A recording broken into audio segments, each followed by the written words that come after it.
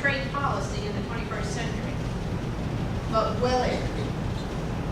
Unfortunately, these negotiations are taking place behind closed doors, with secret meetings and out of sight of Congress and the American workers. The AFL-CIO has serious concerns that this new trade policy will follow the same old NAFTA-based trade model that pits workers in one country against workers in other countries in a race to the bottom on wages and benefits that benefits no worker and provides huge profits to multinational companies that hold no allegiance to any country. In 20 years, our country has increased our trade deficit from $75 billion to over $540 billion under NAFTA-style trade agreements. America needs a strategy that focuses on creating high-wage jobs, encourages workers to have a voice on the job, and a policy that supports manufacturing and reinvestment in our infrastructure and in our people to meet the challenges of a global marketplace. America cannot afford another trade agreement that hollows out our industrial base and adds to our trade deficit. We need a new model, a model that addresses the ever-increasing income inequality, that strengthens our economy, and that will promote sustainable growth. We need a model that instead of promoting a race to the bottom, we get a model that allows the workers who create the wealth to share in the gains from increasing trade, no matter what country they work in. Multinational corporations that use the United States as a flag of convenience in trade talks, but don't pay taxes on their profits, the United States, are seeking to define what our national interest is in trade negotiations. They seek to increase their profits by pitting countries against one another in their quest for foreign investment through reducing labor, environmental, and social costs. These corporations have interests that are fundamentally at odds with the interest of our workers and workers in trading partner countries who seek to raise their own living standards.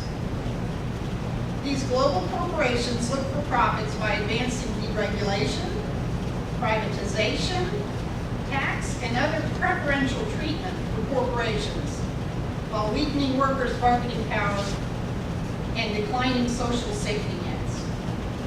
We have seen the results over the past 20 years in trade deficits, lost jobs, rising inequality, falling wages, and weakened governance. More insidiously is the increasing tilt towards support of the richest 1%, the Walmart owners of the world, where single foreign-owned businesses are allowed to bypass domestic courts to challenge our elected government's choices in such areas as labor, environmental, food safety regulations by setting up their own dispute resolution tribunals, staffed by their corporate attorneys to adjudicate disputes between countries and corporations. Workers and citizens, state and local governments don't have such rights. In fact, if these tribunals find that a country has passed a law or enacted a regulation that harms their potential profits, the country can be fined, and it is us, taxpayers, are the ones that will be paid. For years, we have endured failed trade policies that have left American workers unemployed or underemployed, financially insecure and demoralized, as our American dream has crashed into a nightmare of hunting for work, of falling wages, trying to pay bills and maintain some semblance of a family in our crushed economy. We have witnessed firsthand closing factories. Some of you may have trained your replacement workers as your place of business closed the doors and moved offshore. Some of you may have felt resentful about the workers overseas taking your job. But know this, Those workers are also victims, just as the American worker who was left behind.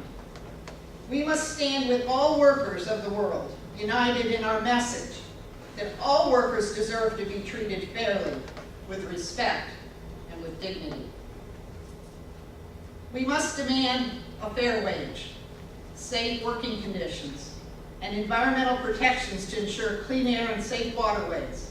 Together, we must demand that medications are readily available and cost-effective for citizens at home and in foreign lands. We must demand that the food supply is grown without the use of harmful chemicals. We must demand that our sisters and brothers earn a fair wage and have working hours that are conducive to spending time with their families. As with all trade agreements, the rules matter. Agreements must be beneficial for all workers. Whether they're Asian, Canadian, South, and North American workers, agreements must not serve as vehicles to deregulate economies, reduce environmental protections, or remove worker protections. Standards must be maintained, or working families of all countries will be the ones who pay the price. Any new trade agreement must provide jobs and opportunities for working families, and not just increase profits for global corporations and their shareholders. Any new trade agreement must help U.S. businesses export goods, not make it easier to outsource jobs. Any new trade agreement must provide protection for all workers, not just legal remedies to bypass the courts and sue governments if our laws and regulations interfere with them making a bigger profit. Secrecy surrounding the meetings prevents us from knowing whether the Trans-Pacific Partnership will be good for America and its workers, or whether it continues the same failed trade policies of previous administrations. What has been released has raised concerns in our labor community. Our concerns are really about basic worker rights, rights we as Americans believe are core to protecting all workers. Organized labor believes that all workers have a right to free association and the right to join with other workers to bargain collectively for wages and decent working conditions. Collective bargaining provides a level playing field between corporate interests and increasing profits and workers' interests in exchanging their labor for fair wages and decent working conditions. Organized labor believes that children have the same human rights as all people. We also believe that children lack the power and the knowledge to protect their own interests. So they must be protected from exploitation, for money, and protected from dangerous work that threatens their lives and harms their health. We've seen the stories on TV of children sitting on the floors in India, rolling cigarettes for export, children working in rice paddies, or even worse, exploited for sex and sold on the streets.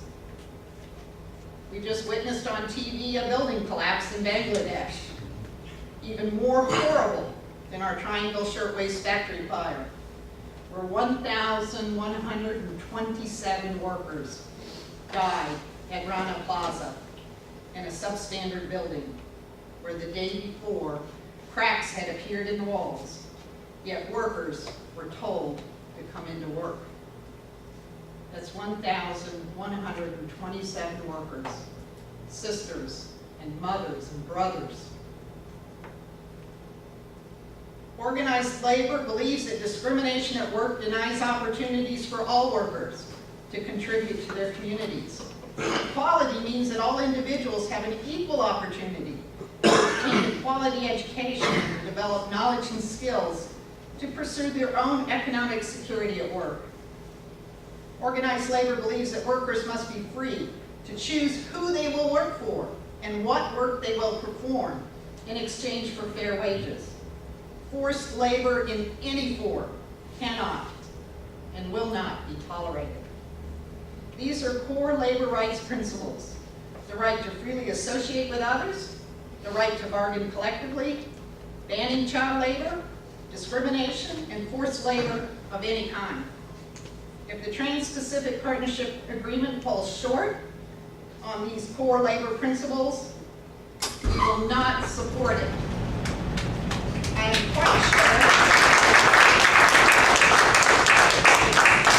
I'm quite sure that some of you who are not in our labor family will agree it falls short on other issues as well. Do we need to repeat the fair trade fiascos of recent years where we imported toxic toothpaste, toxic pet food, and toxic children's toys? I think not. Do we need to elevate corporations to be on equal terms with governments? No. The Trans-Pacific Partnership proposes to grant special privileges to corporations to challenge our laws, our regulations, and our court decisions through enforcement by special tribunals set up outside our country's laws. Do we need to create new super rights for foreign corporations that provides compensation with our taxpayer dollars for perceived loss of expected future profits if they think our environmental laws or our labor or safety laws get in the way of their profits? I think not. Do we really want our government to agree to prohibit Buy American or at the state level to buy local laws? I think not. Do we need to guarantee foreign corporations a minimum standard of treatment if they decide to relocate? What about a worker's minimum standard of treatment? Join us as we forge forward in our fight for all workers. It is only when we raise our voices in unison with our message that each citizen of the world deserves the same thing that we want for ourselves. In unity, we will create a power and a force based on core principles. We must tell those we, the people elected to office, that we are not going to stand by as spectators as our livelihoods and our society is torn apart one job, one community, one small business, one regulation, one law, or one day at a time. We will stand with our fellow workers abroad to ensure that they have every worker's safety and wage protection, every environmental protection, and access to health care and comfortable living conditions. And we're going to demand that Congress exercise their constitutional authority to oversee, regulate commerce, and approve any trade agreement and ensure that all interested stakeholders, including us, have a say in what those trade provisions include. We need to remind Congress, those people that we elected, that we need jobs at home in this country, not free trade agreements